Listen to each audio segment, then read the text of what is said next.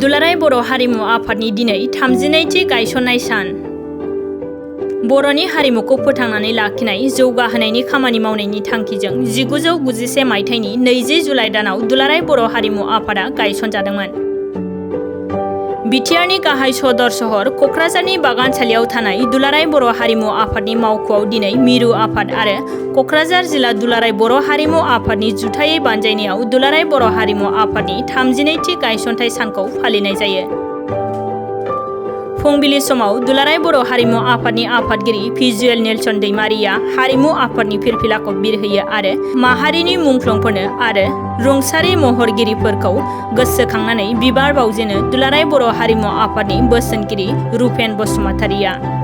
बे हाबाफारियाव दुलाराय बर' हारिमु आफादनि गाहाय नेहाथारि बिजितगिरि बसुमतारिजों लोगोसे क'क्राझार जिल्ला दुलाराय बर' हारिमु आफादनि आफादगिरि नेहाथारि आरो बर' हारिमुखौ मोजां मोनग्रा सोद्रोमाफोरा बाहागो लादों।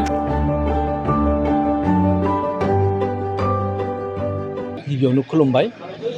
दिनै दुलाराय बर' हारिमु आफादनि 32थि गायसन सान फालिथाय आरो बेखौ जोङो दिनै गाजा गोमजायै क'क्राझारनि नैबे जोंनि मावख'आव जोङो फालिनो हाबाय आरो गोजोननाय मोनदों बेनि थाखाय जे जों बे खाबुखौ मोनबाय आरो दुलाराय बर' हारिमु आफादा जा थांखिजों जोनोम मोनदोंमोन थांनाय 32 बोसोरनि सिगाङाव बे थांखिफ्रा जाफुंबाय थादों जे जोंनि जा सुबुं मोसानाय खेराइ मोसानाय बेफोरनि सायाव जा जोंहा एसे गोनो गोथोफोर दङमोन गुबुन गुबुन जायगायाव एसे जुदा जुदायै मोसायोमोन देंखोफोरा जुदा जुदामोन जों बेखौ दायो रोखोमसे खालामनो हादों जे बेयो मोनसे दुलाराय बर' हारिमु आफादनि मोनसे देरहासारनाय आरो बेबायदिनो जोङो दुलाराय बर' हारिमु आफादा बर'नि जा हारिमु बिथिं जों बेखौ नायलांगोन आरो नांगौ समाव जोङो बेखौ फोसाबनानै जोङो फेहेरलांगोन।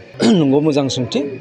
जे बर' हारिनि जा हारिमु जोङो हारिमु हिसाबै जों गोबां दोहोनि बर' हारिया जोंहा गोबां मोसानायफोर दङ आयदाफोर दङ बेफोरखौ नायनो थाङोब्ला जे बर' हारिया हारिमु बेलायाव जोबोद दोहोनि गुबुन गुबुन हारिनिख्रुइ।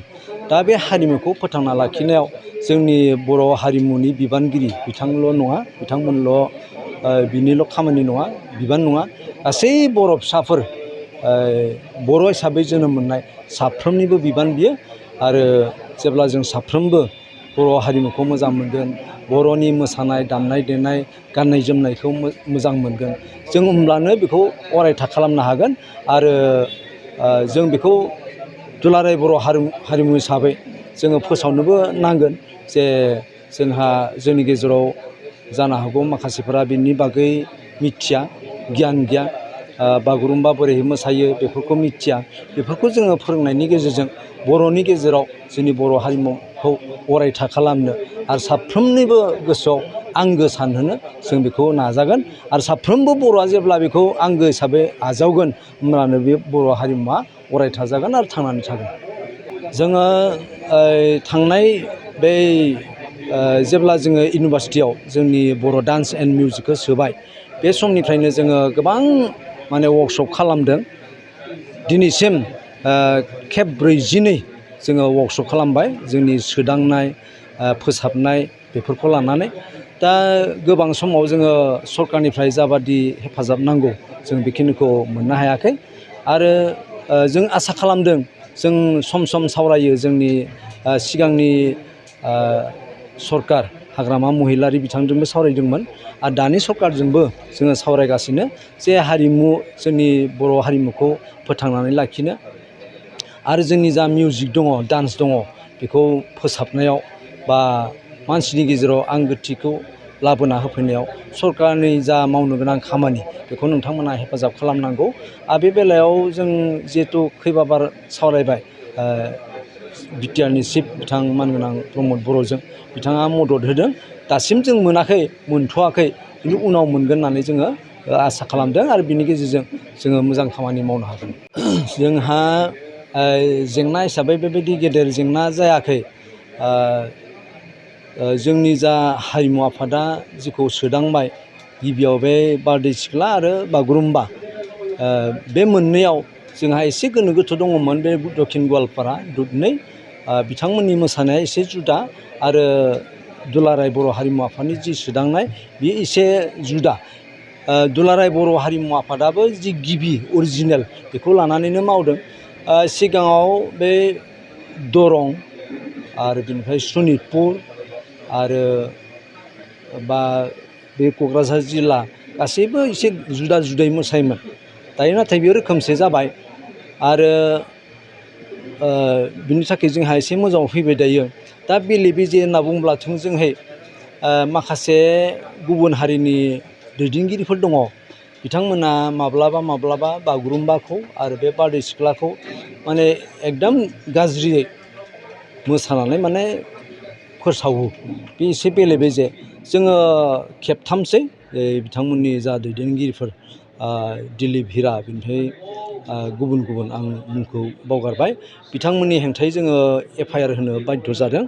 उनाव जोङो सावरायलायनानै बेफोरखौ फोजोबदों जे बिथांमोना जोंनो खौरां होदों जे जों माब्लाबाबो जों बेबायदि गोरोन्थिखौ खालामला।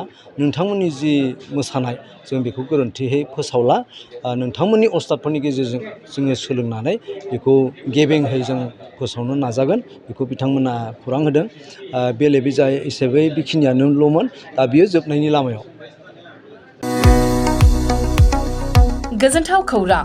आइ आफा BM इन्स्टिटिउट अफ पेरामेडिक्सआ सोलोंसाफोरनि थाखाय लानानै फैदों देहा सोलोंथाइनि मोनसे मोजां खाबु। 2023-2024 सोलोंथाइ बोसोरनि थाखाय आइ आफा BM इन्स्टिटिउट अफ पेरामेडिक्सआव सोलोंसाफोरनि मुं थिसननाया सोलिगासिनो।